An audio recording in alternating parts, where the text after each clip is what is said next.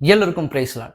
பாருங்க, நீங்க அதிகமாய் பாருங்க அற்புதத்துக்காகவும் அதிசயத்துக்காகவும் சுகத்துக்காகவும் விடுதலைக்காகவும் நம்ம தேவனை தேர்வனை கண்டி உண்மையாய் பாருங்க அவருடைய வார்த்தைக்காகவும் அவருக்காகவும் நாம் அவரை தேர்றதே கிடையாது.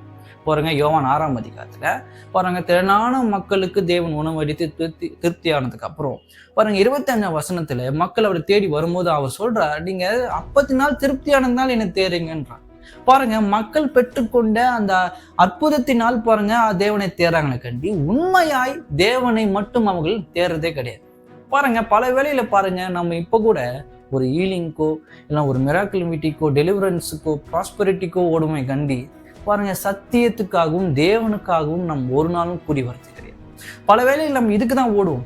பாருங்க, இந்த சுகத்தை விட, இந்த விடுதலை விட, இந்த அற்புதத்தை விட நம்ம அதிகமா தேவனுடைய வார்த்தையை தேட வேண்டும். இது பெரிய முக்கியம். பாருங்க, இதை மறந்துடும். பாருங்க, ஒரு மனுஷனை மாத்துது என்னங்க? தேவ வார்த்தையை. பாருங்க, யோவான் 17ஆம் அதிகாரம் 17 வசனங்க சொல்லுவது, சத்தியத்தினால் அவர்களை பரிசுத்தமாக்கும், உடைய வசனமே சத்தியம்னு குறிப்பிடுகிறது. அப்போ ஒரு மனுஷனை பரிசுத்தமாக்குவது என்ன?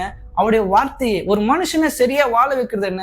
வார்த்தையை. ஒரு அற்புதமும் அதிசயமும் கிடையாது, அவருடைய வார்த்தை மட்டும்தான் பாருங்க ஒரு மனுஷனை சரியா வாழ வைக்குது. அப்ப தேவன் இந்த சுகம் அளிக்கிறதும் அற்புதம் செய்ய விரும்பலையான்னு கேட்டா விரும்புகிறார். ஆனா அவர் முதன்மையா வைக்கிறது தேவனுடைய சத்தியமே. பாருங்க, மத்திய 4ஆம் அதிகாரம் 23ஆம் வசனத்துல கலியா எங்கும் தேவன் சுற்றி வந்த போது பாருங்க ஜெப ஆலயத்துல உபதேசித்து தேவ ராஜ்யத்தை குறித்து பாருங்க பிரசங்கித்து அப்புறமா தான் மக்களுடைய வியாதிகளையும் நோய்களையும் அவர் குணமாக்கினார். முதலாவது அவர் பாருங்க அவர் சொல்றது காரியம் சத்தியத்தை தான் அவர் முதல் நிறுத்துறாரு. சத்தியத்தை தான் சொல்ல வருகிறார். அதுக்கப்புறம் தான் அற்புத அடையாளம்.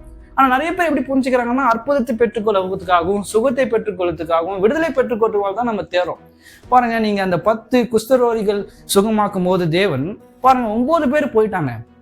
ஆனா ஒரே ஒரு நபர் மட்டும்தான் தேவனுக்கு திரும்பி வந்தார். பாருங்க, அவன் பெற்றுக்கொண்டான் சுகம். அத்தனை வருஷம் அவன் குஷ்டரோகத்தில் இருக்கலாம். ஆனா அவன் பெற்றுக்கொண்ட சுகம், அவன் 9 பேர் கூட போயிருக்கலாம். ஆனா திரும்பி பாருங்க அவன் சுகத்தை விட தேவனை தேடணும். அவன் பெற்றுக்கொண்ட சுகத்தை விட பாருங்க அதிகமாய் அவனுக்கு தேவைப்பட்டது தேவன் தான்.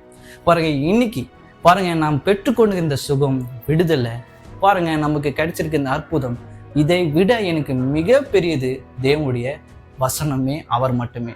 அப்போ சுவிசேஷனுடைய மைய கரு என்ன? அற்புதமோ அடையாளமோ சுகமோ மற்ற காரியங்கள்ல சுவிசேஷனுடைய மைய கரு அவருடைய வார்த்தையே. பாருங்க, இது ஒரு நாளும் மறந்துடக்கூடாது. பாருங்க, ஹீலிங் மீட்டிங்கோ மிராக்கிள் மீட்டிங்கோ டெலிவரன்ஸோ ப்ராஸ்பரிட்டி மீட்டிங்கோ நம்ம ஓரத பார்க்கலாம். பாருங்க, தேவ வார்த்தையை தெரிந்து கொள்வதும் தேவனை தேடவும் நம்ம அதிகமாய் செலவிடம் பெறுங்க. பாருங்க, அதுதான் சத்தியம். பாருங்க, தேவன் ஒருவரே பாருங்க எல்லாவற்றுக்கும் மேலாய் இருக்கிறார்.